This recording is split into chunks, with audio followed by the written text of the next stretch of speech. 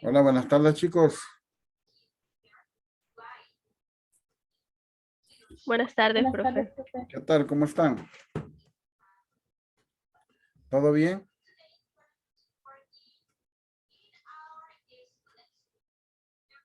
Ok, bienvenidos y bienvenidas todos y todas. Vamos a ver, acordémonos, bueno, comparto pantalla y luego pues hablamos. Iniciamos trabajo grupal el día lunes, ¿se acuerdan? ¿O no? ¿O lo hicimos comentadito el trabajo? ¿No se acuerdan? Quiero verificar, solo verifico acá una cosa, ¿eh? Vamos a ver, con ustedes tuvimos clase este día lunes. Bueno, entonces sí no hay problema, ¿eh? Entonces hoy vamos a la segunda parte. Solo confírmenme entonces, vamos a ver qué me escriben acá. Buenas tardes, buenas tardes, buenas tardes. Pusimos nuestros temas. Ok, pero estos temas fueron de la semana pasada, ¿verdad? Los temas de esta semana no los hemos tocado para nada. Vamos a ver. Ya les digo, voy a compartir con ustedes material para que lo veamos y a partir de ahí pues lo vamos a empezar a trabajarlo. Vamos a ver. Día, cuarto periodo, segundo no. Primer año, aquí lo tenemos, día número 4. Ok, comparto con ustedes el material. ¿Está? Ok, vamos a ver. Solo ayúdenme. Este tema que tenemos acá al frente.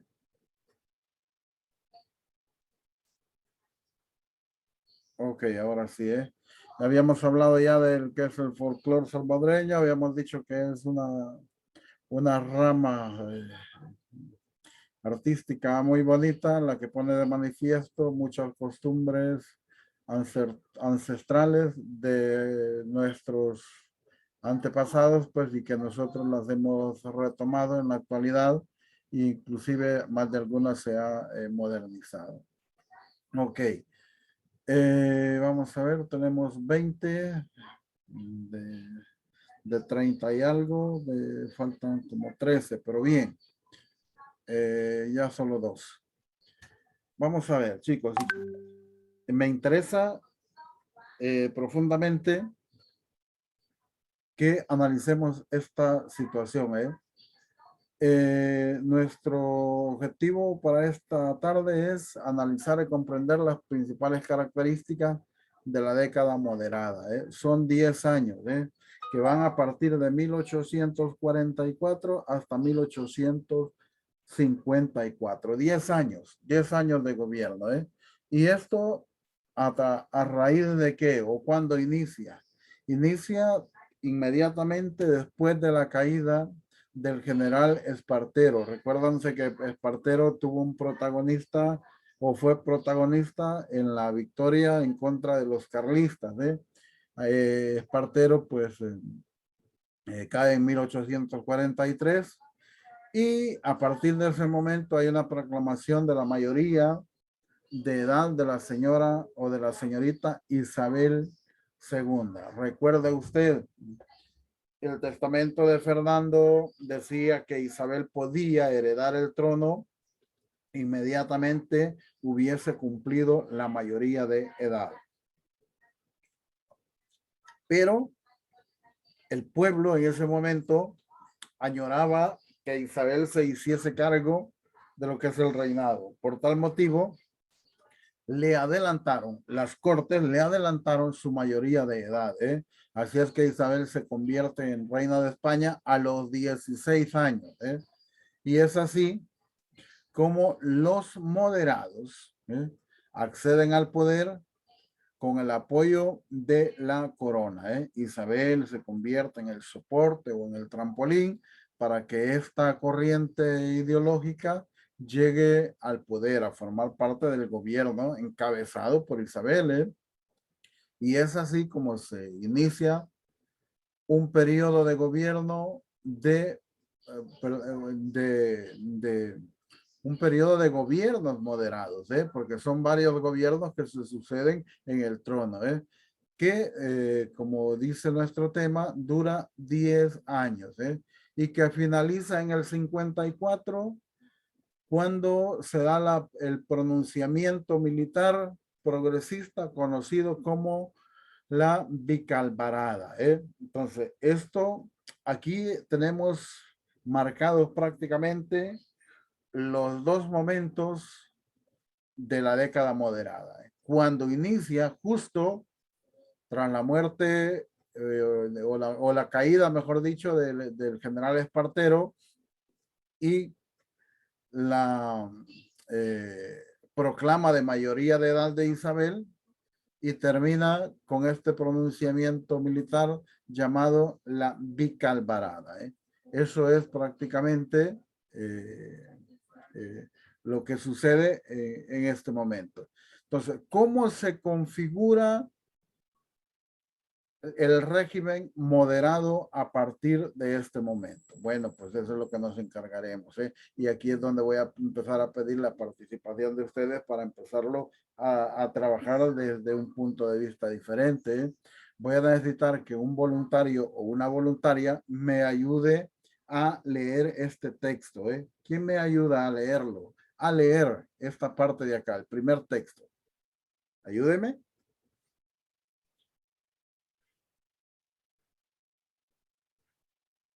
Gracias, César Rivera, por levantar la mano. Ayúdame con el primer texto. Como fue, profe, es que no le escuché. Aquí hay ruido, tengo mucho ruido en la casa. Tenés mucho ruido en la casa, no se va a escuchar si abres el micrófono. Lo que yo necesito es que me hagas el favor de leer este texto. Sí se puede. No se puede, no hay problema. Desde aquí hasta el Solo esto, puntito este. solo esta parte acá, solo esta parte del texto. La primera nada más. Voy a hacer un poquito Ok, más profe. grande para que no te cueste. ¿Sí? La configuración del régimen moderno. Las elecciones de 1844 dieron la mayoría a los moderados, que formaron un nuevo gobierno presidido por el general Narváez, quien impulsó una política basada en los principios del liberalismo moderado o doctrinario. Su, pre- Su pretensión era clausurar la etapa revolucionaria y normalizar el funcionamiento de las instituciones liberales, creando una legislación básica para estructurar el nuevo Estado. Este debía sustentarse en el predominio del orden y la autoridad, y combinar la reforma política con férreas medidas represivas que pusiesen fin a las expectativas sociales y políticas generadas por la dinámica revolucionaria de la etapa anterior. De este modo, los primeros gobiernos moderados llevaron a cabo una fuerte represión contra los progresistas, cuyos principales líderes optaron por exiliarse. Muy bien, muchas gracias, César. Muy amable de tu parte. Chicos, entonces, retomo lo que César nos acaba de leer, así rapidito. Fíjense usted, ¿cuándo llegan al poder los moderados? ¿Cómo se va a estructurar este gobierno? Llegan en las elecciones de 1844. Esas elecciones dan el gane a los moderados, quienes inmediatamente forman un nuevo gobierno, al cual ponen al frente de ese gobierno como presidente a un militar, al general Narváez. Este general Narváez, inmediatamente llegar al poder, lo que hace es impulsar una política de modelo liberalismo moderado, o sea, reformas pero mínimas, superficiales, que no afectaran a lo que es la clase élite de ese momento. Luego, ¿qué es lo que se lleva a cabo? Prácticamente realizar una acción que suprima o que le ponga fin a la etapa anterior, a la etapa revolucionaria. Y es así como se lleva a cabo una especie de represión en contra de los progresistas, que es la otra línea de los liberales. Entonces, a partir de ahí, recuerde que los liberales se dividen en los dos grupos, estos moderados y los progresistas. Los progresistas son aquellos que quieren esos cambios eh, eh, completos, que vayan a cambiar la estructura del Estado. Entonces, a partir de acá, el general Narváez lo que hace es una persecución en contra de esa corriente ideológica hasta llegar al grado de obligarlos a que se vayan de España, salgan, que se exilien, por temor a ser, ¿cómo se llama? Capturados, torturados y encarcelados, o incluso hasta propiciarle la muerte. Ok, muchas gracias, César. Ayúdame a alguien, otro voluntario o voluntario que me haga el favor de leer este otro texto que está acá.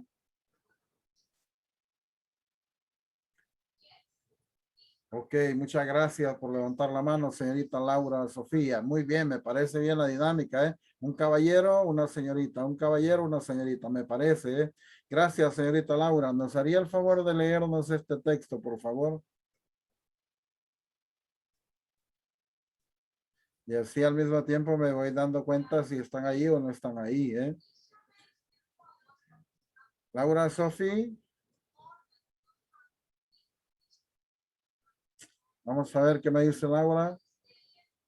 No tengo micro, profe. Bueno, ni modo, ¿eh? Ahí sí ya no podemos hacer nada, Laura. Ni modo, ¿eh? Eso se llama salvado por la campana. Muchas gracias. Pero también tenemos otra. Bueno, vamos a ver acá. Brisela H, levanta la manita. Adelante, adelante, señorita. eh, eh, ¿Cómo se llama? Sentó sobre el predominio de la burguesía terrateniente, nacida de la fusión entre los antiguos aristócratas que habían aceptado el liberalismo y la nueva burguesía de propietarios rurales. Para estos grupos era necesario consolidar el nuevo orden social, que asentase las instituciones liberales desde una óptica moderada y las protegiese de la reacción tanto de la reacción carlista como la de la subversión de las clases populares. La corona y la parte del ejército se convirtieron en los garantes más fieles de un sistema que no dudó en falsear los mecanismos electorales para garantizar el triunfo del partido de gobierno, dejando a los opositores sin otra alternativa que las comparaciones como único camino para alcanzar el poder. Excelente. Muchas gracias, señorita Isela, muy amable. Vamos a ver. Este nuevo régimen que se empezaba a tomar fuerza, a sentar, tomó como base esto, la burguesía terrateniente. ¿Qué es la burguesía? Recuérdate, la burguesía no pertenece a las clases élites, a las clases privilegiadas, pero sí pertenece a la clase rica. Aquí están los terratenientes, los comerciantes, toda la gente que en algún momento llega a aglomerar la plata, el dinero. Entonces ellos tienen, o mejor dicho, este nuevo gobierno tiene su base acá, nacida tras lo que es el fusionamiento de los antiguos aristócratas, que hasta ese momento pues habían aceptado el liberalismo como una nueva forma de gobierno. Ahora bien, para poder garantizar la estabilidad de estos gobiernos, los garantes de esa situación eran la corona, o sea, la reina, el reinado, y una gran parte del ejército. Ellos eran los encargados de garantizar ese gobierno, ¿eh? Y pues desde ese punto de vista, en ningún momento ellos dudaron hacer actividades de tipo fraudulenta para que sus partidos fueran llegando al poder, ¿eh? Sin dejar otra opción a la oposición de competir en forma democrática a través de las elecciones, sino que también a través del camino de la conspiración. Esa fue la única salida que le queda a la oposición para poder competir, para poder llegar a lo que es al gobierno. Muy bien, entonces veamos acá este otro texto que tenemos acá. La Constitución de 1845. Hoy, ¿un voluntario que me quiera ayudar? Muchas gracias, Coto, por levantar las dos manitas. Adelante, Coto, con este texto que tenemos acá. Buenas tardes, profe. Aquí, El Coto. gobierno preparó una reforma de la Constitución Progresista de 1837 y aprobó la nueva Constitución de 1845 que recogió las ideas básicas del moderatismo, soberanía conjunta entre el rey y la corte y las cortes,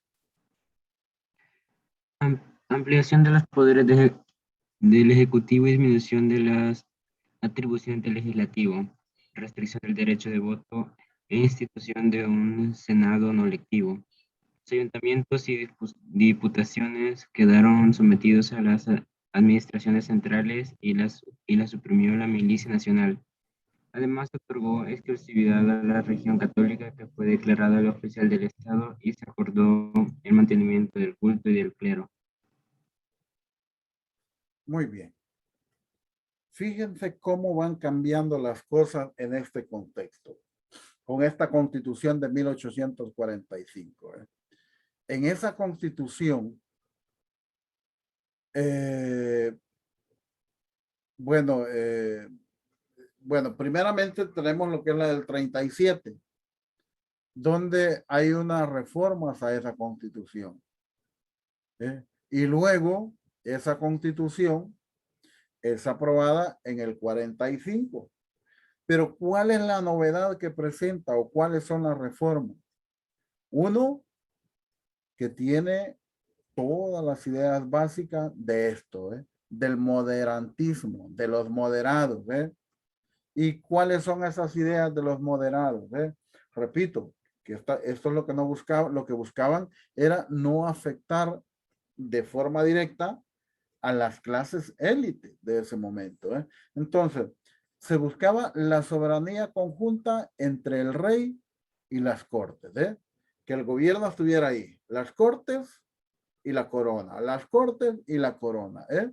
Pero luego también ampliaron los poderes del ejecutivo.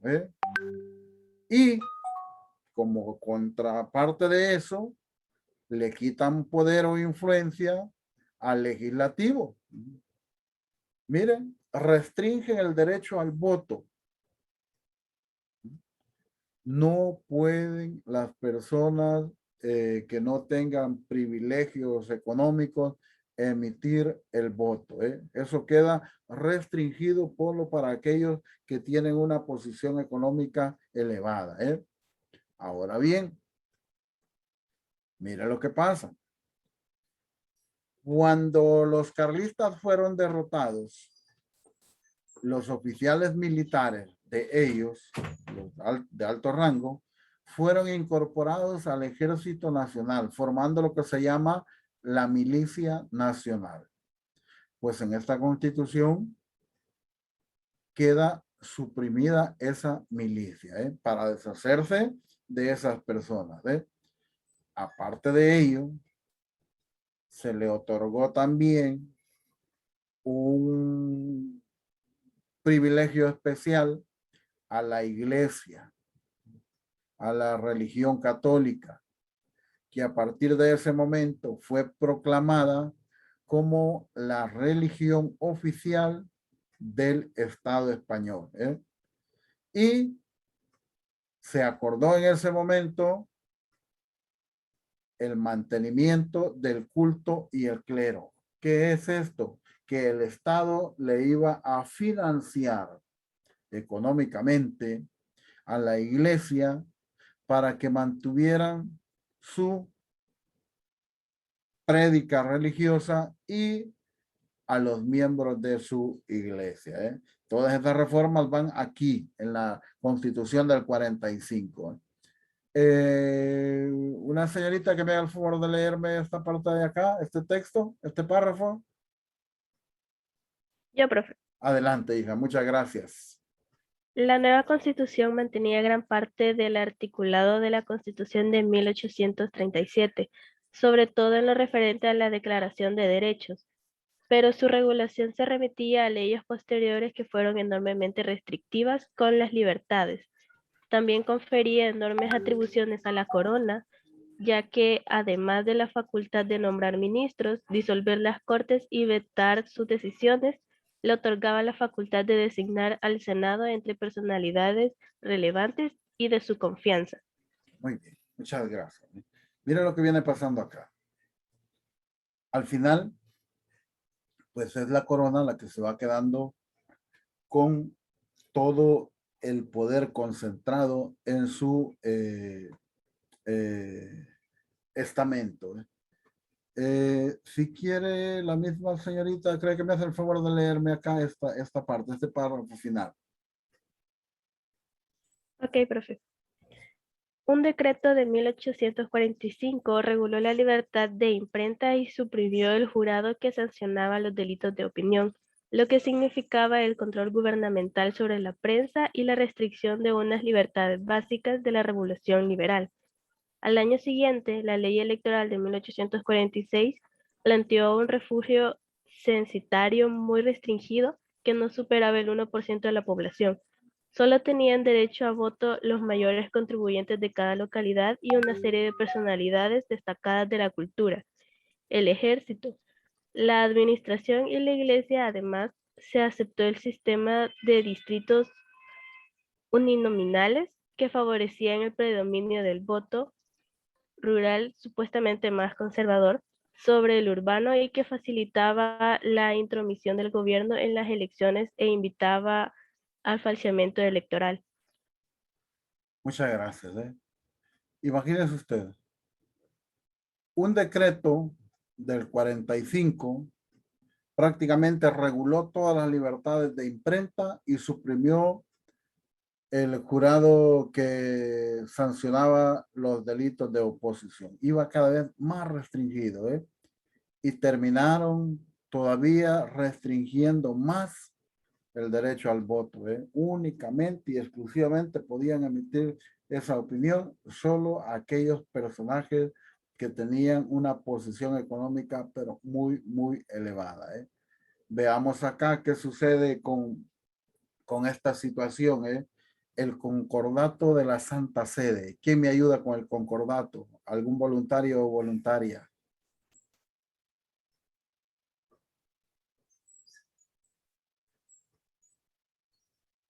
Gracias, Brandon, por levantar las manos. Brandon González, ayúdame acá, por favor.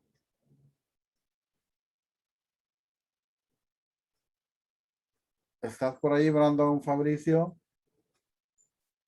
Bueno, parece que no, ¿verdad?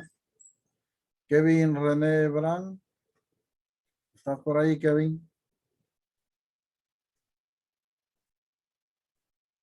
¿Tampoco estás por ahí, Brand? No, Kevin sí, aquí está. Vamos a ver.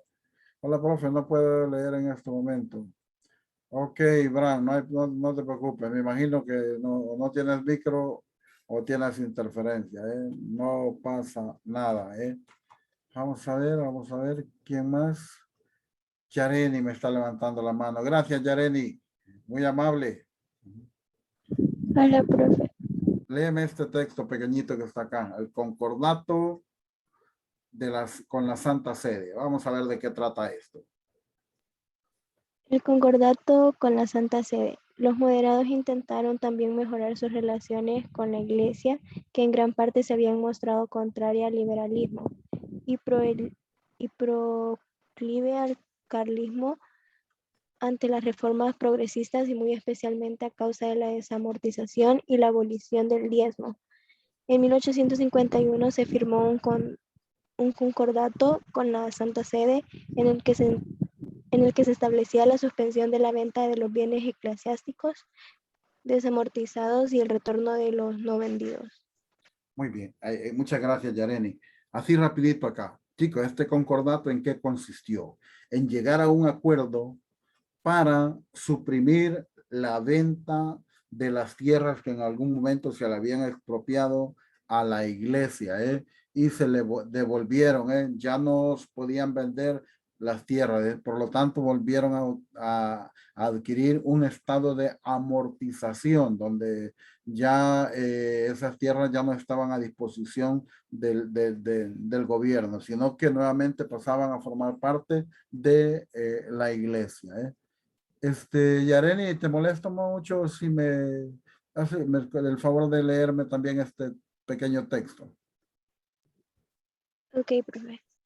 A cambio, la Santa Sede reconocía a Isabel II y aceptaba la obra desamortizadora, mientras el Estado se comprometía al sostenimiento de la Iglesia española, presupuesto de culto y clero, al restablecimiento de las órdenes regulares, a la concesión a la Iglesia de amplias competencias en materia de educación y al reconocimiento del catolicismo como religión oficial del país. A partir de ese momento, aun cuando ciertos sectores continuaron viendo en la opción carlista la única garantía de recuperación de los valores tradicionales y de los antiguos privilegios, la postura oficial de la jerarquía de la Iglesia Católica fue la de respaldar el trono de Isabel II. Muy bien, muchas gracias.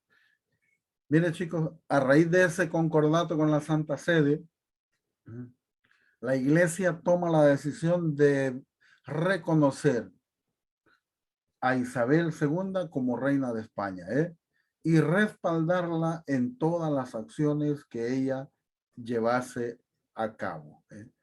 Vamos a ver, yo creo que sí, esto estaba bastante largo acá, pero aunque sea con esto, vamos a finalizar. Ya nos queda poco tiempo. Vamos a ver. Bueno, aquí así rapidito, para esto, para la institucionalización del Estado, pues se llevan a cabo diferentes tipos de reformas que al final terminan conformando una reforma fiscal relacionada prácticamente con lo económico, con lo económico.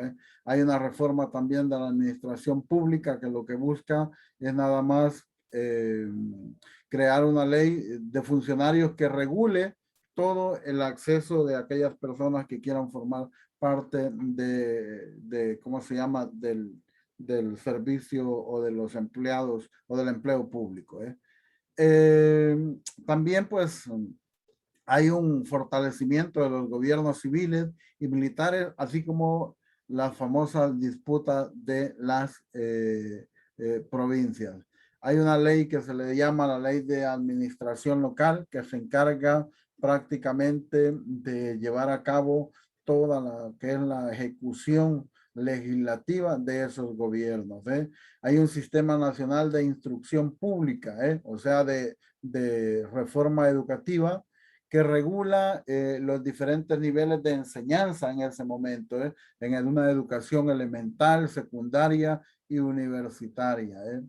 Luego también se lleva a cabo otra ley que se llama la ley del Mayano en el 57, que fue la primera gran ley de educación de todo el país, en donde empezó a involucrarse la educación gratuita o a brindarse la educación gratuita para la población. Hay también un sistema, se empieza a adoptar un sistema de pesos y de medidas a partir de ese momento, que es el sistema métrico decimal.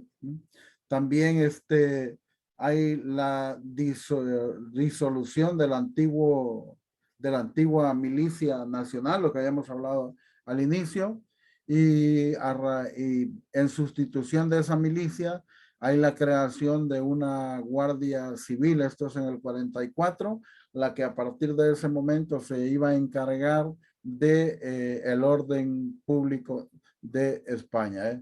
Luego, pues, a partir de ahí, pues, hay una crisis de ese gobierno moderado. Hay, pues, llamémoslo en el 46, hubo 3 gobiernos, y al año siguiente 4. Posteriormente, pues, ese cambio, esa inestabilidad de los gobiernos empezaron a pasarle la factura y poco a poco fue perdiendo credibilidad en la población.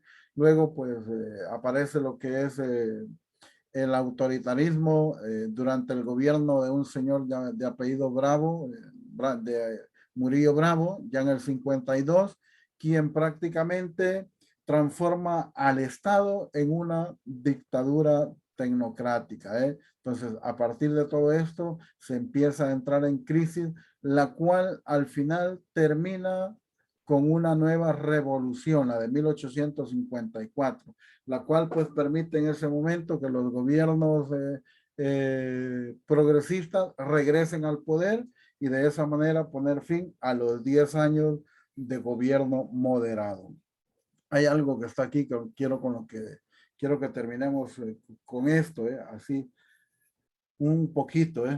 La boda de Isabel, vamos a ver, así rapidito. Así se lo leo. Se convirtió en un asunto de Estado y prácticamente comportó intensas negociaciones en las que intervinieron los partidos políticos y las potencias extranjeras. Casar a un rey en esa época significaba todo eso, una serie de alianzas entre todos los gobernantes. Y por eso es que los candidatos, vamos a ver.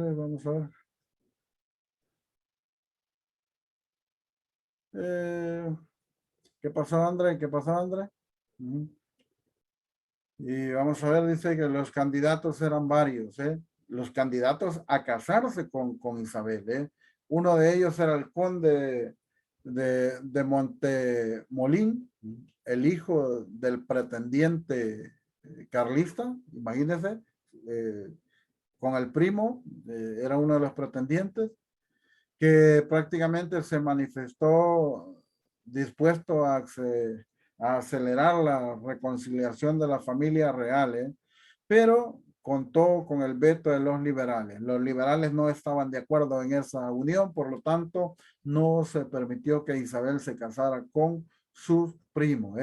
Luego está el infante don Enrique de Borbón, que fue rechazado por los moderados, y también estaba el conde de Trapani, tío de Isabel II, también fue vetado por los progresistas, no les pareció como ¿cómo se llama? El candidato ideal para ella. Luego estaba el tío de Isabel, vetado por los progresistas. Dijimos, y finalmente, fíjense bien lo que sucede acá, finalmente fue elegido como el candidato para que se casara con Isabel, el señor Francisco de Asís. Este era primo de la reina, un candidato apolítico, muy religioso y que no levantó la oposición de ningún partido ni de ninguna potencia extranjera.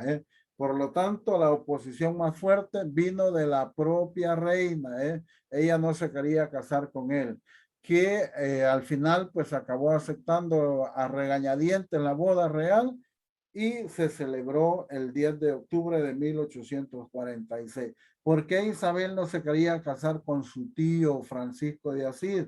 Porque Francisco de Asís en ese momento era considerado como lo que se conoce hoy en un día afeminado. Inclusive dicen que el señor para hacer pipí se acurrucaba, entonces todo el mundo lo fregaba. Entonces la misma Isabel pues no lo quería y ella divulgaba todas esas cosas que a él le pasaban. Vamos a ver, y con esto, perdón, profe, le quería pedir un sí, me pasaba el link, pero me mandó, es un como predeterminado. Pero forma me pasa el link en que no estoy conectada con la compu y no puedo acceder al teléfono, a la plataforma. Ok, yo se lo mando, esto me lo escribió, vamos a ver quién. Ah, Andrea. Andrea Marcela, ¿eh? Ok, Andrea, yo te lo mando.